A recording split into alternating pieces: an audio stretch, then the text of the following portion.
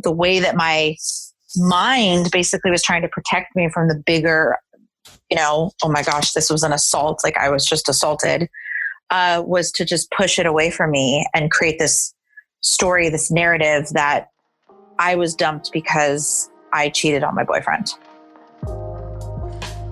Hey guys, I'm Ashley Dawn Rivard, and you are now Into the Dawn, a provocative podcast that looks at all things taboo, such as suicide, grief, sex, addictions, and more.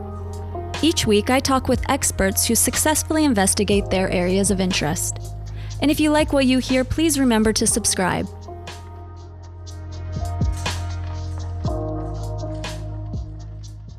One in 3 women, 47% of transgender people, 47% of lesbian women, 61% of bisexual women, 40% of gay men, 47% of bisexual men, and 1 in 6 men have experienced some form of sexual violence in their lifetime. Melissa Barker is the founder and CEO of the Phoenix Project, a social impact startup in the Bay Area focused on empowering survivors of sexual violence while connecting survivors to healing resources and community. Melissa is a survivor herself and is building Phoenix to make trauma-informed healing and care more accessible to survivors everywhere. I want to go back to, I know when you were 17, you said you had your trauma, and I know we had discussed you were raped, correct? Can you dive into that more of the repercussions of emotionally and psychologically and even physically what happened to you? Yeah. And, the repercussions. Yeah, I was 17 at the time, and I was drugged and assaulted, and it was pretty traumatic. The use of the drug, I didn't really know where I was. I don't even know how I actually got back to where I was trying to get back to. It's all very blurry, and there's a lot of missed pieces of the story that to this day, I'm 38 now. So, to this day, I still don't have. But in the moment, I knew that I needed to talk to someone I trusted. And so I called my then boyfriend. I mean, this was me at 17, called my then boyfriend and, was still under the influence of these drugs and wasn't really probably making sense. Didn't know how to talk about what was happening. I just knew something bad had happened and I wanted support. Mm-hmm. And when I told him, again, I don't totally remember, all these memories are very jagged. When I told him, he broke up with me on the phone immediately. Yeah. And it just destroyed me. The assault was one thing, but my brain could not process the assault, right? I went into a trauma response where my body was doing everything it could to basically push that part away. And so I went into just, oh my gosh, my boyfriend just broke up with me. And I immediately internalized, it's because I did something wrong. Something's wrong with me. I am bad. Yeah. I am wrong. I am dirty. I am, shameful. And he broke up with me because of who I am as a person. So that story in that moment, it's it just fused through my entire system. And it has taken years to unravel that and unpack that. It's still a piece there because that's the thing with trauma. It creates this print on you. And it is really, really hard to get it off of you. And I also did not tell anyone that I was assaulted. Gosh, I think it was 2, almost 3 weeks later when I finally told someone. And I told one of my best friends because she just was something's not right. What actually happened? And we started talking. And then she actually mirrored back to me. She's now an incredible therapist, which kind of makes sense, but she mirrored back to me. She's like, I think you were assaulted and you need to tell your mom and dad. So you didn't even know that you were raped? I just kept thinking that I had done something wrong. I was like, I did something wrong. Something's wrong with me. I asked for this. I put myself in this situation. Yeah, I had I knew on a deeper level something wasn't right. But the way that my mind basically was trying to protect me from the bigger, oh my gosh, this was an assault. I was just assaulted, was to just push it away from me and create this story, this narrative that I was dumped because I cheated on my boyfriend. Is that what he told you? That's exactly what he told me. Oh, wow. And so I believed it. And I remember working with, like, eventually when this all came out, like working with a rape crisis counselor. And she was explaining to me, she's like, no, this is like what can happen. Like, this is what happens when the trauma happens. Like, it's normal to blame yourself. It's a very normal thing for survivors to blame themselves, because in so many ways, your whole world has you've lost all control and consent. And so what can you control? You can control parts of the story. You can control the way that your brain processes the information. And it's super normal for survivors to go into this deep place of self-hatred, self-shame, and really thinking, I'm the problem here. I'm the one that did this. Did you ever get thoughts of suicide from this? I did actually. There were a few instances. The day after this happened, I was assaulted on Kauai. I was there with my family on a family vacation, and I had taken a surf lesson, and the surf instructor ended up drugging me, assaulting me, and essentially leaving me on the side of the road. So when I say I didn't know how to get back, like, I wasn't even home. I was on an island. And so the next day I grabbed my surfboard and paddled out into the middle of the ocean with the intent to drown myself. I'm very dramatic at 17, but like, still, like, had the intent. Like, I was like, I don't want to be here anymore. I don't want to experience what I think I'm about to experience. So, I came through it. I actually had this aha moment when I was in the middle of the ocean that was not what I wanted. And then I ended up having the most dramatic way to get back into the shore. I ended up, like, getting a ton of waves, and I don't know, it was kind of like this bigger, like, conscious moment, I guess. But I didn't really, I did a little bit of therapy, but I didn't do enough. I didn't get into the trauma, until I was like, it was like 10 plus years later until I really dug into the trauma side. So I was just, like, band-aiding it, right? Like, there were just band-aids put on. It was really not getting to the heart, the core of what was going on. So I tried to kill myself again when I was 18 because I had a traumatic experience that re-traumatized the trauma from being 17.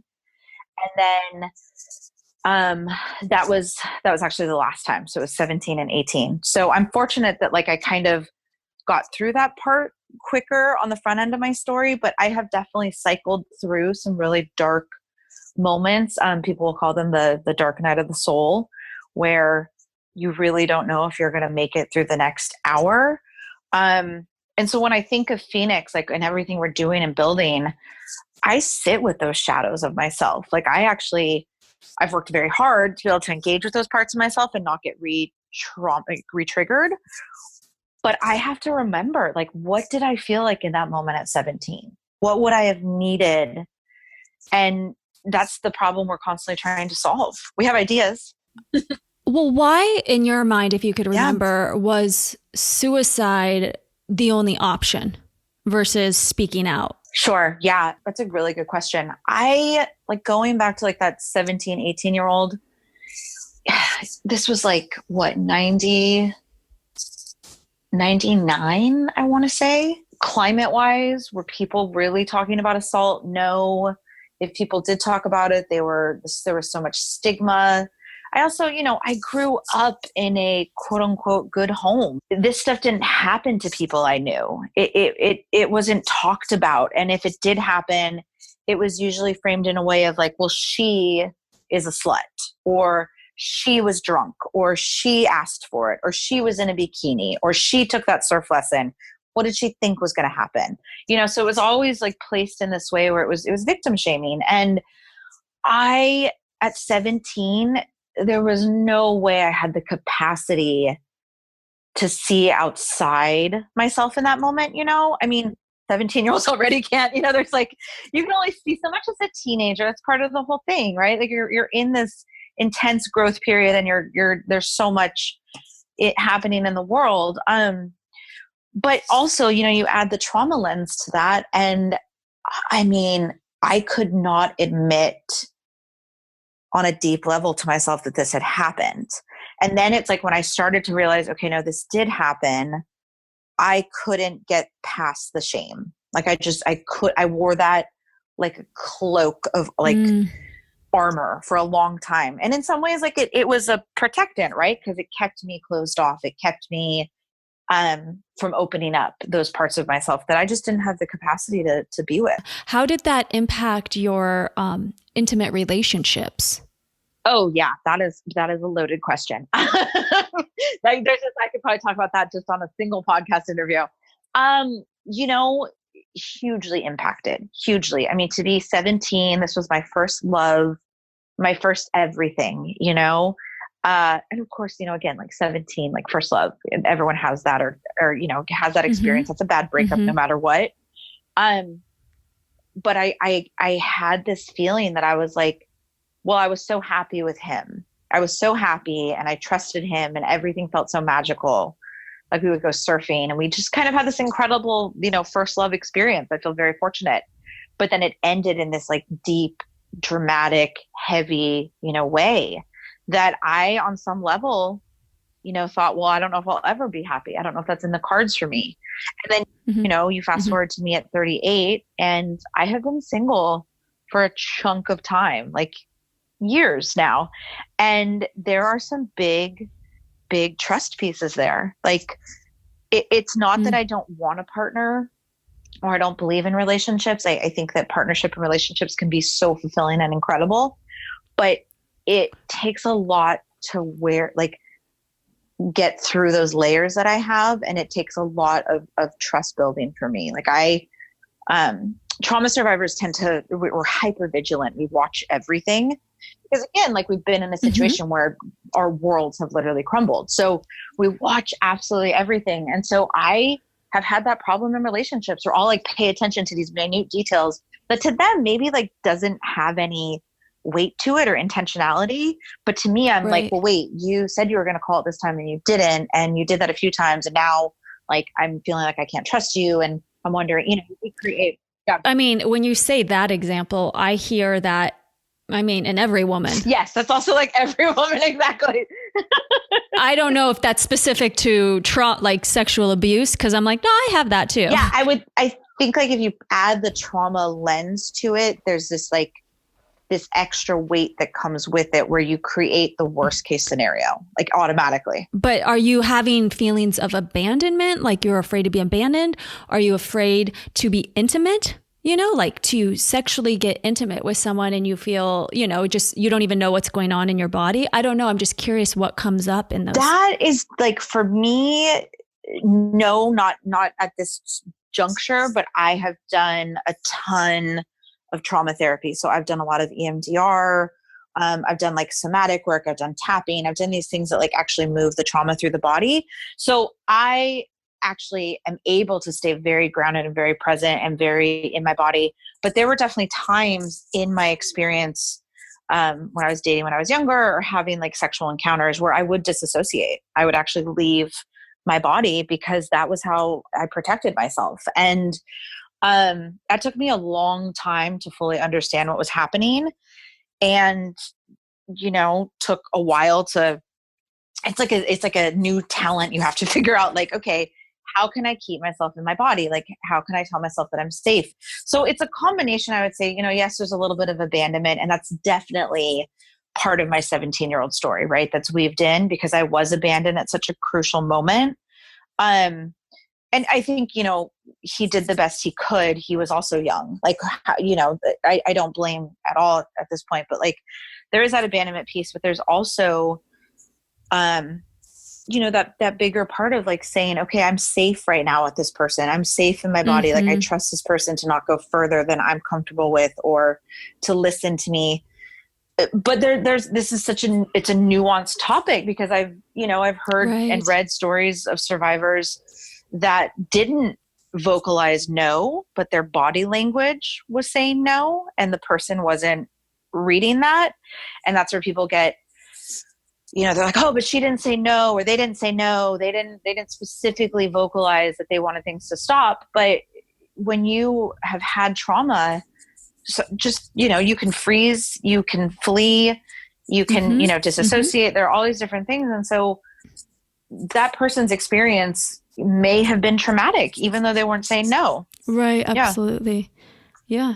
So why, I think you already touched on this, but I know why you stayed silent. You felt a lot of shame. Do you feel that is a proper generalization for most people who experience sexual abuse on why they stay quiet? I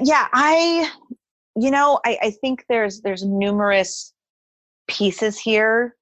Um, I can speak to my story and my experience, which definitely was heavily rooted in the shame piece, and a lot of that was a cultural piece too. I grew up in a Roman Catholic family, so this was a cultural thing too. There was shame if you had sex outside of marriage. There was, stigma if you were a woman and like assaulted, right? Like these are like the bigger pieces at the table. Um, but I think like when you think about a survivor's experience, all of the experiences are unique in that survivor is experiencing it in their way, and the constructs that shape how that survivor experiences their story or their these moments are shaped by bigger constructs, right? Like cultural history, socioeconomic, race, class, all of these pieces, right? um and all of that comes in to the moment a survivor does or does not feel safe speaking out. Yeah, that absolutely makes sense. So, what are some ways that you can share for people who've gone through sexual abuse to heal their scars? Yeah. I think, and I, again, like want to name like every survivor's story is unique. And a big first step is to understand that the survivor should be at the center of their own healing. So however that looks for them, that's what they need in that moment, even when outside it might not look like what is quote unquote needed.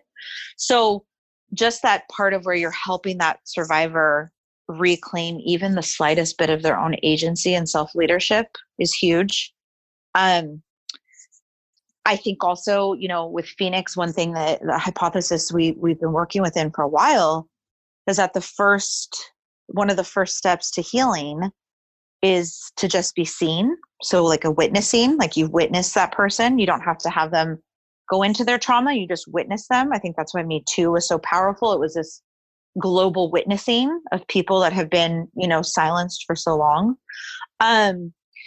But also, so you witness, but then also offer a moment of connection from someone that has the capacity to be in that connection. And that's where there's this empathy piece that's built in with survivors. I've seen just incredible experiences where you just get a room of survivors together and we don't go into the story. We don't unless we're called to, unless that's something that we want to be part of, we rarely lead with the like, hi, I'm a survivor and this is my story. It's usually like, hi, I'm a survivor. Cool, let's get to work. Like there's just that built-in automatic piece of empathy where we witness each other, we see each other, we hold space in a way that is very unique because we understand without even saying a word each other's wounds. And we just see each other and we see each other in that moment, there's a lot of conversation about why people stay with their abuser and what's wrong with them and this and that. And to that, like, it's so nuanced and there's so much to dive into there. But when you have survivors and kind of like a supportive circle, that part doesn't always come in, right? Because again, there's this like understanding that your experience is your own and we're here in it with you. We're not here to judge or frankly cause more trauma. Yeah, absolutely. Yeah. So it's really like one of the first steps is just finding the support to feel safe to speak out. And even it can even be you could not even be at a place where you're not even ready to talk about it, let alone think about it. So sometimes it's just knowing this space exists. And that is my hope for Phoenix, that we can be like, again, I go back to my 17-year-old, and if she knew on some level that this place existed, probably wouldn't have like signed in day one to Phoenix. But like when I had told people what happened, 2 to 3 weeks later, and then started this process of like going through normative rape counseling, I would have loved to have known that Phoenix just existed just so I could have even have just been in the room. And that's a digital room, right? So like we think there's also safety and just, or, you know, healing and just knowing that these types of resources are out there and there's a community there for you when you're ready. Like, and I've seen this happen where I've done, I mean, right now we're not doing anything in person, but I've done, you know, healing circles where I've had survivors in the room that are openly named that they're survivors and like, hi, I'm a survivor. I'm here to like share. And then there's people in the room that don't want to share that part of themselves yet. And every time there's someone that comes up to me after and says, I wasn't ready to name that I was a survivor, but I needed to just be in the room and know that you all are here. And there was power in that. They said it helped them. They said, I think I'm getting closer to like moving into my own healing and whatever that looks like. Cause every journey is unique. Yeah. I love that. I think that's really powerful because there is so many steps we all go through in our evolution. Yeah, exactly. And it's just so unique. I think that's like, if I were to just have one, you know, message, it's like the healing process is unique to everybody, but if you engage on it in even the smallest way, that's beautiful. So basically you have started this Phoenix Rising project, movement, resource place for people to come who have gone through sexual abuse, trauma. What caused you to do this? In 2016, I kind of hit my own wall where I could just no longer outrun my trauma. I had at the time been working at UC Berkeley and had gone to work one day, gotten an email from the chancellor that we all did. It was just, you know, like a standard, you know, this is what's going on campus type of email. Opened it without thinking anything of it.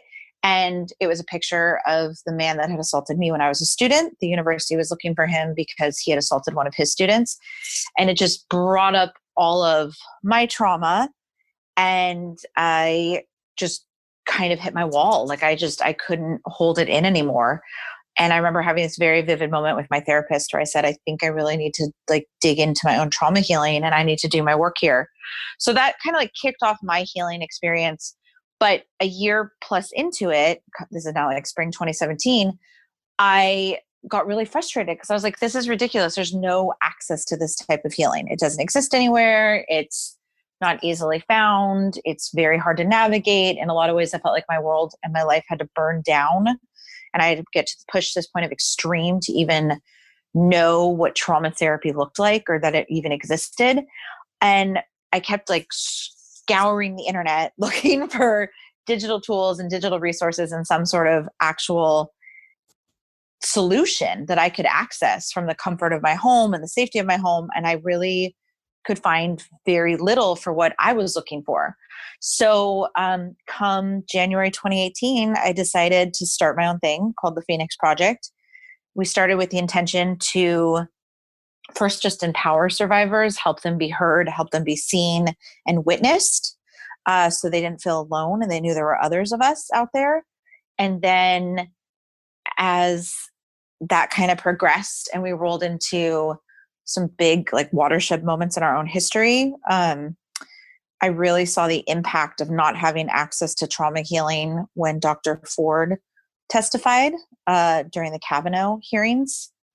And I believe like at the time there was an increase of calls up to like 700% the day after Ford spoke. And it just put this like shot through my body where I felt like this is what I've been looking for and it doesn't exist. And this is validation that it doesn't exist. And that's when I kind of spoke into reality that I wanted us to bring in the technology piece and actually create an app for this need. I love that. Well, thank you for sharing that. And of course, where can people, connect with you? Yes, absolutely. So we are also, COVID-19, we're in it with like everybody else. So our app is delayed at this moment, but that's okay. We're making do. We have our website, iamphoenixproject.com, and we have up there a a page that says Our Response to COVID-19. In it, we have been crowdsourcing digital healing resources so people can access that guide. It's completely free. The majority of the tools are things you can use now and for free. We also are building a community. We are actually playing around with some different ideas. So that'll be launching in the next couple of weeks, but there's a sign up there if people are interested and want to join this community when we do roll it out. And we're offering right now completely free digital events, and all of them are centered on making healing more accessible. You can also reach out to me on Instagram. Our Instagram is IAM_Phoenix_rising, all linked through our website also. Awesome. Well, thank you for sharing. I think your information is very valuable and a lot of people can relate to it. And like you said, whether they're ready to talk about it or not, there are resources out there to support them in their journey, even if they want to stay incognito. Exactly. It's like a choose your own adventure when you dive into your healing. And we're here to meet people where they are on their journey. Awesome. Well, thank you so much. Thank you so much. I love what you're doing. I think this is fantastic. Thank you. I appreciate that. That's it for today's podcast. Thank you so much for taking the time to listen today. Please let me know what you think. Leave a comment, share, and we'll be back next week with a new episode.